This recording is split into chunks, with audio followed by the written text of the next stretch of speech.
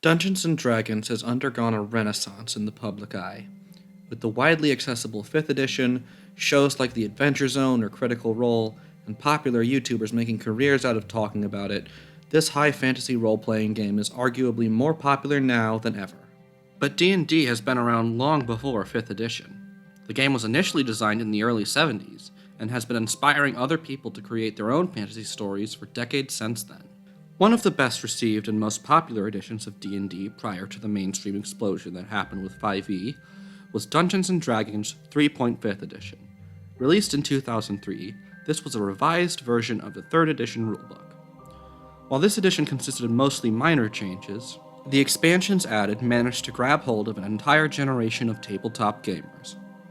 This edition even has a legacy of its own, having spawned similar games like Pathfinder, that intend to bring similar game systems into the modern day. It also directly inspired my favorite fantasy epic of all time, which happens to be a webcomic.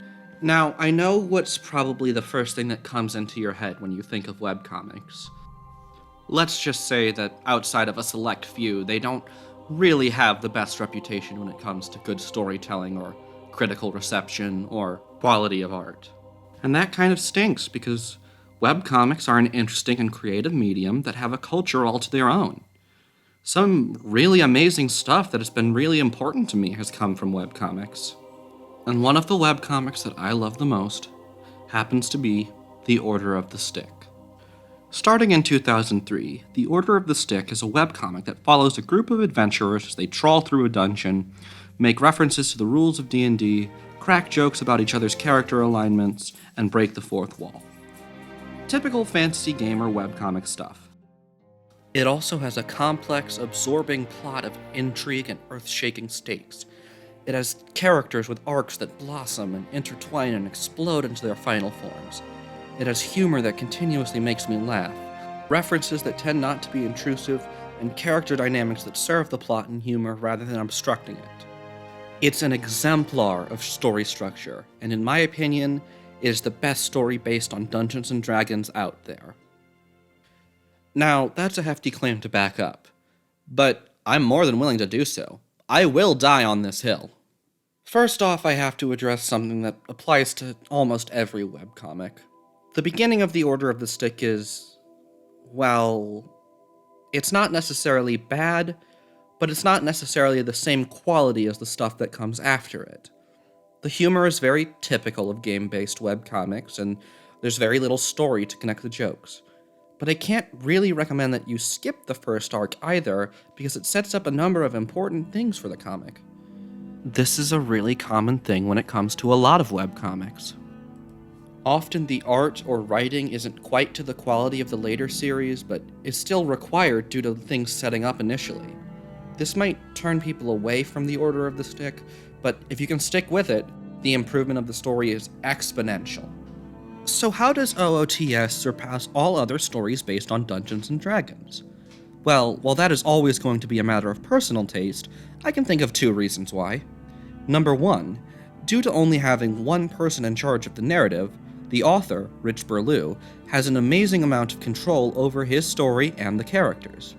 Number 2, the rules and mechanics of Dungeons & Dragons are essential to the themes of the story. Let's dive deeper into number 1 first. I'm not a die-hard Critical Role fan, but I've been working my way through Campaign 2, and it's been really enjoyable. But I don't see it as the masterclass of storytelling many people have told me that it is. Part of the reason for that is that I've noticed several moments where the DM, Matt Mercer, seems to intend to set up one story thread, only to lose it due to the players deciding to take a different route or a dice roll going poorly. There are also moments where the story just can't account for things based on game mechanics or player decisions that really they should be able to account for. The best example of this I can think of is when the Mighty Nine accidentally stumble ass backwards into stealing a boat and killing its crew members. They go to the docks with the intention of eavesdropping, but when they're discovered, the sailors draw their weapons and all the group can do is fight their way into getting what they want. They murder a whole bunch of mostly innocent people, and this has no effect on the story. It really strains the credibility of the world as a real place. They sail away to their next adventure, and the characters don't really seem conflicted about all the murder they did aside from a few conversations in the next episode. Now, this is not to say that Critical Role is a bad story. It's definitely got a lot of strong points. At times, it really feels like a game of D&D played between friends. But that's the hitch. The things that make for good unexpected moments in a tabletop game often don't make for good moments in a narrative story. In the order of the stick, there are no actual dice rolls or players behind the characters. This means the story can play out exactly as Rich Burlew intends for it to. Characters will follow their predetermined arcs, and the greater beats of the story will follow their intended path. But I can hear some of you asking, well, why even tell this story through the lens of D&D if there are no players involved in it? Well, because the story is a really thoughtful reconstruction of a world governed by game rules. OOTS takes a really common joke setup for early webcomics and explores it to its fullest extent. The characters in the comic are aware of all of the game rules of D&D 3.5. They understand character alignment, skill checks, character stats, all that jazz. But rather than simply using this for comedy, the conflict of the main comic often springs from this concept. For example, the backstory of one of the major villains, Redcloak, comes from the idea of what it would be like to be a monster in an RPG world. A world where gods exist and they do not care about you. At best, you were abandoned by them, and at worst, you were put on this earth to be killed by their followers. It's a rather grim sentiment, and it gives real texture to the many monster characters that we know in this world.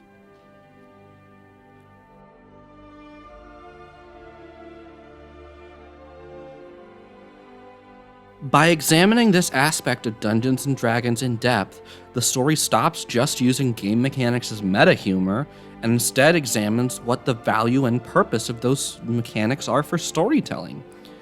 And several different game mechanics are examined this way.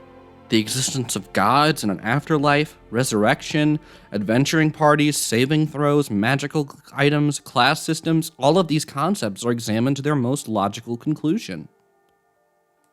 But meta-commentary in and of itself cannot carry a story. Just look at Homestuck, or 8,000 YouTube video game parodies.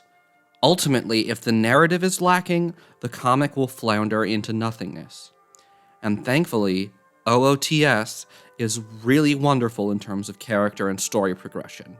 Without going too much into spoilers, the comic has a constantly changing status quo. Heroes can lose, villains can have a point, and the threats constantly shift.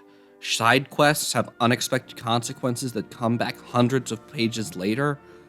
Unraveling one problem will lead to unexpected new consequences rearing their heads, and the comic can be surprising without undercutting itself for the sake of a reveal. With any story featuring as many characters as OOTS, character writing can be just as important as the narrative as a whole. Thankfully, the comic passes this specific test with flying colors. Character development is a major focus, as the party members, side characters, and even the villains will grow and change over the course of the story. Seeing the characters develop ultimately became my favorite part of the comic. The absolute best thing about the character development in this story is how it impacts the humor of the comic. There's a trope that has long plagued comedy writers for years. That trope is called Flanderization, named for the character on The Simpsons. See, Ned Flanders started out as a good person, but later grew to be a stereotype of crazy fundamentalist Christians over years and years of writing. This wasn't an intentional character arc, it was the result of writers finding it easier to make jokes about one specific aspect of his character and leaning on it more and more as opportunities for other jokes became more and more scarce. Many good comedies have fallen to Flanderization. Part of the reason for that is that it's very easy to make jokes out of a character's most notable traits. It's much harder to find comedy in character progression. Anyway, the Order of the Stick manages to find comedy in character progression.